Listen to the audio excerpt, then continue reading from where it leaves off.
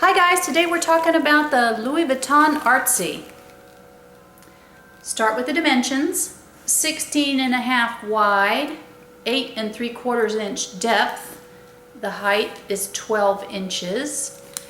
The mouth opening of the bag is 13.5. When you first get the bag, the handle is pretty straight like this, much like the Sully. But as it relaxes, you get a nice drape and strap drop. Right now this is about 6.5. Nice rings, Louis Vuitton imprinted on the grommets, not imprinted on the rings of the bag. The rings are stationary here, they don't move, but they do move through the grommets. You get an exterior bag charm. Louis Vuitton is imprinted on the key ring and also on the clip. You get 4 feet on the bottom, and the feet are also imprinted with Louis Vuitton. The interior of the bag has 3 patch pockets on one side with a zip pocket, and on the other side another 3 patch pockets. The patch pockets are 6 inches deep and 4 inches wide. On this side where you find the tag, the leather tag, is the same side where you will find your date code in this pocket here. It's opposite to the pocket, or opposite to the D-ring on the other side. On this side, your zip pocket is 6 inches deep and 12 inches wide. It does hold a full-size wallet, and I'll show you that in just a second. The lining is Alcantara, I think is how you pronounce it. It's kind of like a microfiber. It can get dirty pretty quickly. So, I mean, it seems to, I don't know, almost attract dirt, it would seem like. Your handle is a nice, beautiful braided handle. The interesting thing is, I think that's how you can tell a replica from the authentic. On the replicas, it seems like the red glazing is more pronounced, and you'll see on this one, you can barely see the red glazing. It's there, but it's not prominent. The interesting thing I learned on the purse forum is inside the Artsy handle is cork. Inside a Speedy handle is rope. So that came from the Speedy retrospective that they're currently touring the country. So let me put some items in the bag and I'll show you how it works. Okay, this is the bag loaded. And I do have an iPad in there.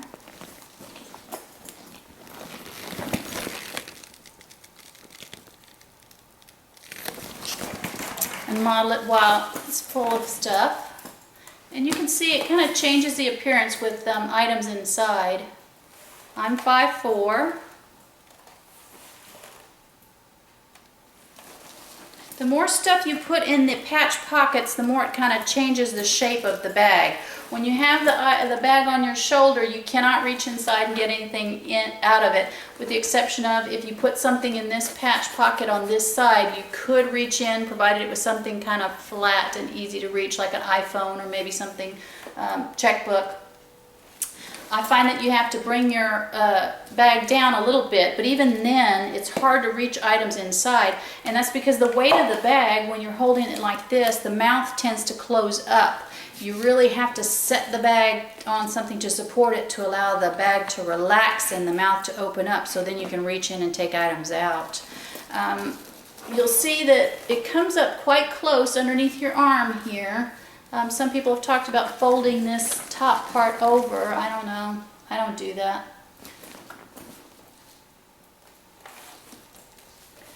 The handle is comfortable for me. I mean, I've broken the bag in a little bit, but I also got it nicely broken in. And I'll tell you that story. So let me show you with the same items in the Speedy, and you'll see that there's not as much room in here as you might think. So I'll show you that in the Speedy, just a second. Okay, same items in the Speedy, including the iPad.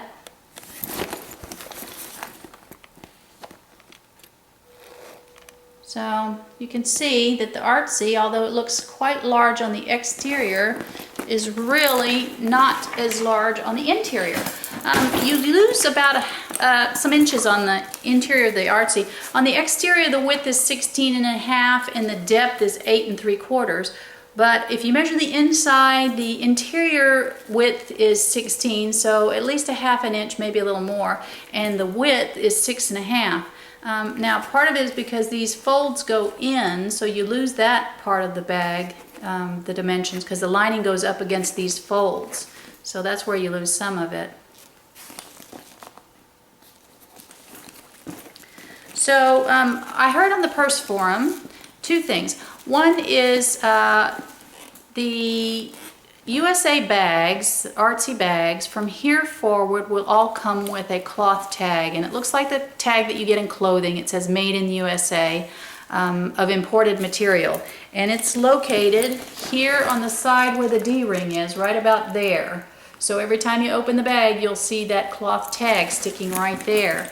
Now it seems to me that if Louis Vuitton was going to put that tag in here, he should have at least put it in a pocket or put it farther down in the bottom of the bag. I don't have a problem with the Made in the USA bag. I don't like the cloth tag. I went to 2 different stores. I looked at 8 different bags, and all of the bags had cloth tags in them. Interestingly enough, the SAs did not know anything about the cloth tags. They found out about them when we started looking for them. I'll try to put a picture in the video or a link to the picture of the cloth tags.